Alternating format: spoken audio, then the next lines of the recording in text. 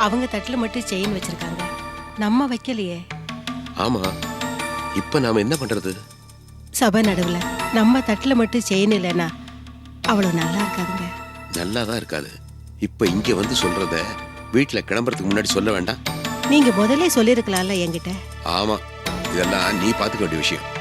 சரோ, என்னப்பா? உங்ககிட்ட ஒரு செயின் இருக்குன்னு சொன்னேன்ல, ஆமா, ரவி கொடுத்தது.